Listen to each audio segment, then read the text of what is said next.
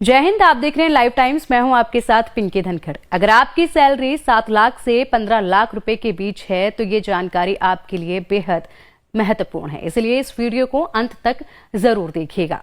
21 नवंबर 2025 से नया labour code लागू हो चुका है और इससे आपकी सैलरी का पूरा सिस्टम बदलने वाला है। सबसे पहले समझते हैं पुराना सिस्टम कैसे काम करता था और उसके बाद आपको समझाएंगे नया सिस्टम। पहले कंपनियां आपकी बेसिक सैलरी कम रखती थी और HRA, special allowance, travel allowance जैसे भत्ते ज्यादा। ऐसा क्यों किया जाता था ये भी बताते हैं, क्योंकि PF और ग्रेजुएटी हमेशा बेसिक सैलरी पर बनते हैं, यानी बेसिक कम तो PF भी कम और कंपनी यहाँ पर इस तरीके से आपकी पूरी सैलरी स्लिप बदलती थी। अब नए नियम में सरकार ने बड़ी स्पष्टता ला दी है। नया रूल कहता है बेसिक सैलरी और DA आपकी कुल सैलरी का कम से कम 50% होना चाहिए। सीधी भाषा में अगर आपकी सैलरी 50,000 रुपए है तो आपकी बेसिक 25,000 से कम नहीं हो सकती। अगर आपकी कंपनी पहले बेसिक कम रखती थी तो अब इसे बढ़ाना ही पड़ेगा। अब सवाल यह है कि इसका असर आप पर क्या पड़ेगा, तो ये भी आपको बताते हैं।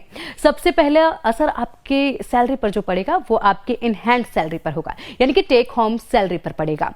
बेसिक बढ़ेगी तो PF की कटौती भी बढ़ेगी और PF बढ़ने का मतलब है हाथ में आने वाली सैलरी थोड़ी कम हो जाएगी। ऐसा इसलिए क्योंकि जो बेसिक सैलरी होती है उसी में से आपका PF डिडक्ट होता है और उसी में से ग्रेजुएटी भी काटी जाती है। लेकिन इसके साथ एक बड़ी अच्छी खबर भी है।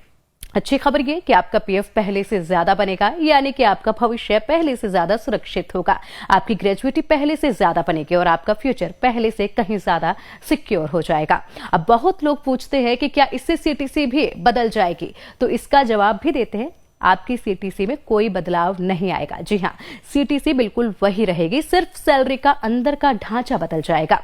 अब बेसिक बढ़ेगी और अलाउंस थोड़ा कम होगा, तो कुल मिलाकर थोड़ी कम टेक होम लेकिन ज्यादा PF, ज्यादा ग्रेजुएटी रहेगी और ज्यादा सुरक्षित भविष्य। अगर आपकी सैलरी 7 से 15 लाख रुपए CTC के बीच है तो आने वाले महीनों में आपकी सैलरी स्लिप जरूर बदलने वाली है, तो इस चीज का ध्यान रखिएगा। और साथ ही अब आपको बताते हैं हम बेहद ही बेहतरीन तरीके से कि कैसे ये अंदर का ढांचा भी बदलने वाला है। तो चलिए अब आपको बताते हैं कि कैसे ये अंदर का पूरा ढांचा बदलने वाला है इस नए नियम के साथ। सबसे पहले समझते हैं, अगर किसी की सैलरी 7 लाख रुपए है तो ऐसे में पुराना 40% जो बेसिक सैलरी आपकी रखी जाएगी 7 लाख में से वो 2,80,000 होगी।